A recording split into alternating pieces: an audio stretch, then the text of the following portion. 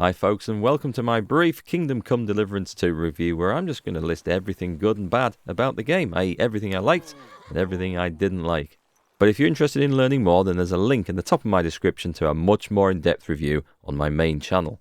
And yes, I do realise this is the first video in a long time on this channel, but also yes, I intend to have a lot more going forwards. Now, for those of you unfamiliar with the game, KCD2 is probably best described as an open-world, medieval, semi-realistic role-playing game or adventure game. The game is set in the early 15th century and continues exactly where the prequel leaves off. You play as Henry, and the first game left you riding out on a mission to neighbouring lands to persuade a bunch of nobles to support your faction in the civil war that is wrecking the country at the time. Of course, this mission instantly goes to shit and you're left without any of your equipment and belongings. Nobody knows who you are. You're in a strange land and you're expected to make your way back up the social ladder, achieve your mission, solve the problems of the kingdom, and maybe win the civil war for your side at the same time. It's a tall order, and you probably won't achieve all of those things. Maybe you won't achieve any of them, but that's the goal. A lot of the in-game events and characters were actually taken directly from the history of the region, and the game does have a high focus on realism, whether that be in the combat, the medieval world that you'll be living in, or the need to eat, sleep and rest. You'll be spending your time playing, exploring the massive medieval game world that we've got here, stunningly recreated from real areas and real castles that exist in the region and have been mapped by the modern day devs to actually look as they should have done at the time this game is set, which is quite an impressive thing. Alongside exploring this world, you'll be doing loads and loads of quests, a lot of combat, and probably more than a little bit of crime if you play the game anything like me. Okay, let's talk about the good stuff, and as you can see from the footage in the background, one of my favourite things about the game, the graphics. Oh my god, does this world look beautiful. It's absolutely stunningly recreated landscapes. Character models for the most part look great, the arms and armour look awesome. It is a joy just to go out adventuring and wandering around. The cutscenes from the main story, by the way, look absolutely epic. You're in for a treat here. It's like watching some cinematic movie play out in front of you at times, especially during the battles. As well as the visuals, the sound is awesome. The voice acting in this for the main characters is incredible. We've got a lot of the same actors who played the same parts in the first game have returned to play their parts here as well, and a load of new ones as well, and they are big names as well. These guys and girls have got TV shows where they've appeared in, and we've got proper actors doing this, which is awesome. It's not just Dave who sweeps the floor and makes tea in the corner of the dev room that comes and says, well, I can do a few voice lines. No, these are properly acted. The music is also amazing, and especially the tavern music. I also absolutely loved the world that this is set in. It's a dynamic, living, breathing world where people go about their daily lives exactly as they should do. They wake up, they have breakfast, they go to work in their shops, in their fields,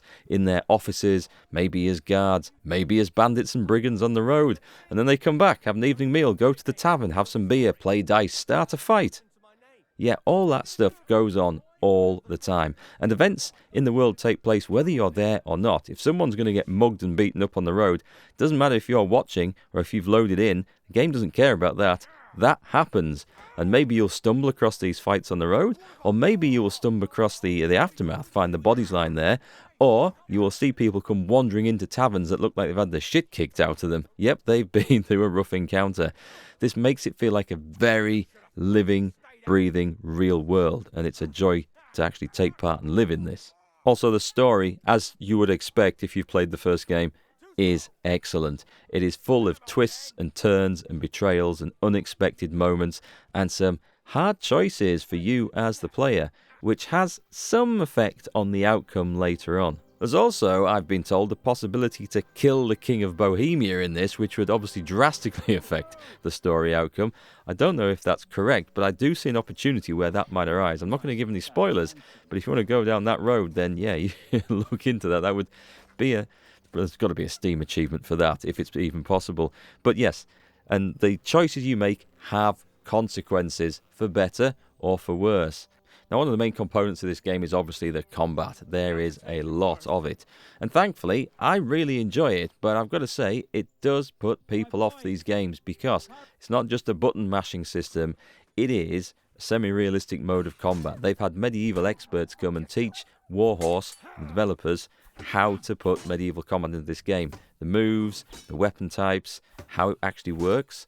It's very clever, but it's also quite difficult to learn if you've never done this before. It does put some people off. Thankfully, I liked it, and I like that epic sort of feel and flow and the realism of the combat.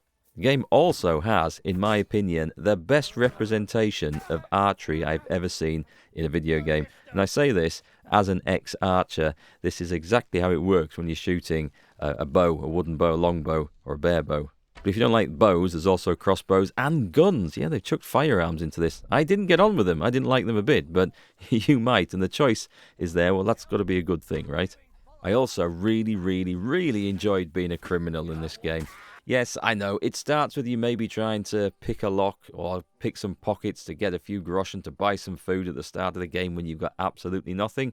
And it ends with you piling up bodies in some barn in a village that you've murdered just because you want to open a chest somewhere to see if they've got something in it of value. I'm not a psychopath, honest, but the game, if you want to go down that road, is a whole load of fun. Having to dress up in dark, quiet clothing to sneak around better at night, not get noticed. Oh, and the locals aren't stupid, by the way. If you turn up and then within 24 hours, bodies start appearing in the streets and items go missing, they don't need to have caught you in the act. They know it's going to be you.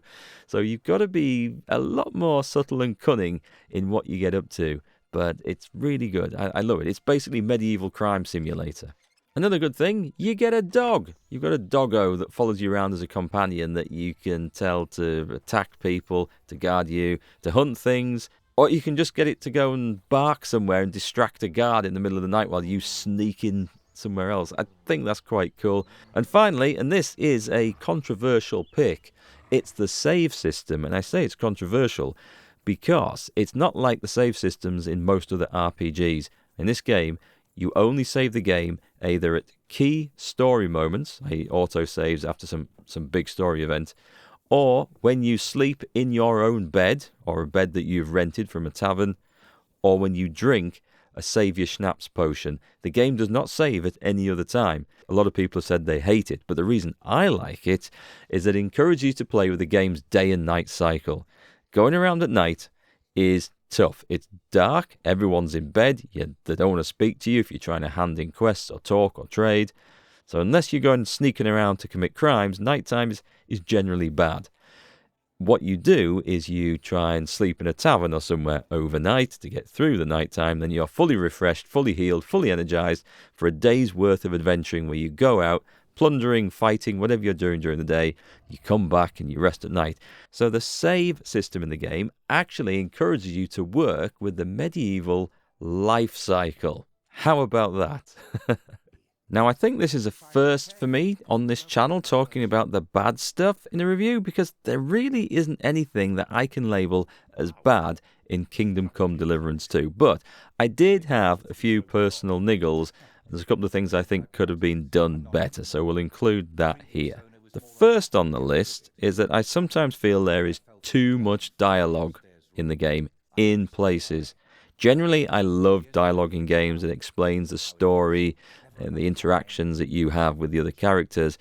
But in this one, I feel like some scenes just go on a few lines too long. Now, it's not really a problem. I can't label this as a bad thing because you can skip all the dialogue in these conversations. It's not a problem. You just whack the space bar and just skip straight past it. I certainly felt at times there was too much and a little bit too many lines repeated in the same dialogue.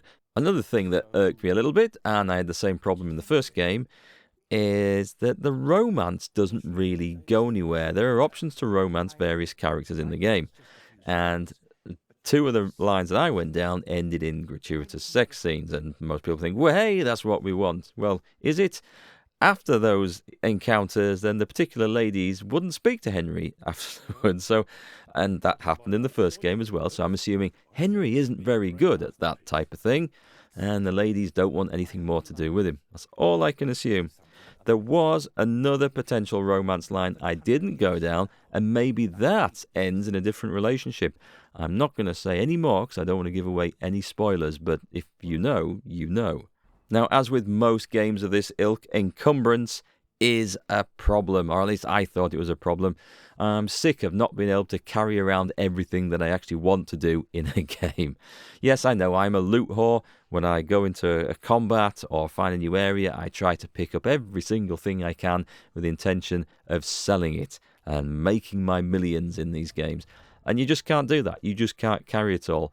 But worse than that, you sometimes don't feel like you can carry enough stuff to go out on your day's quests and leave room to pick anything new up. You'll very quickly find yourself having to dump decent stuff or put a marker on the map and come back to it later just to pick it up because you just can't carry enough. Particularly worse at the start of the game when you have no money, you value every item because you think it's something you can sell, and you don't have a horse to carry your crap around on either, which makes a big difference. So it's just an annoyance.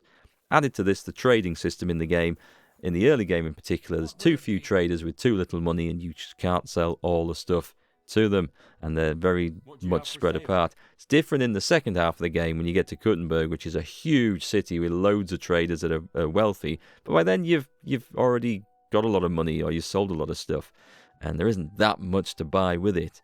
So yeah, I think it worked better in the first game, to be quite honest. And other than that, the only thing I can find fault with is that there's no way to cancel the effect of a potion that you've drunk. Now, I'm sure in the first game there was something you could drink which cleared the effects of it, and the only time this is likely to be an issue, which it was for me on several occasions, if you use the Nighthawk potion, which improves your vision in the dark, if the effect of that is still on when daylight comes or you go into a lit area, you are blinded. You can't, well, you can see, but it's horrible, it's glary, it's over bright, and there's no way to stop it other than just waiting it out.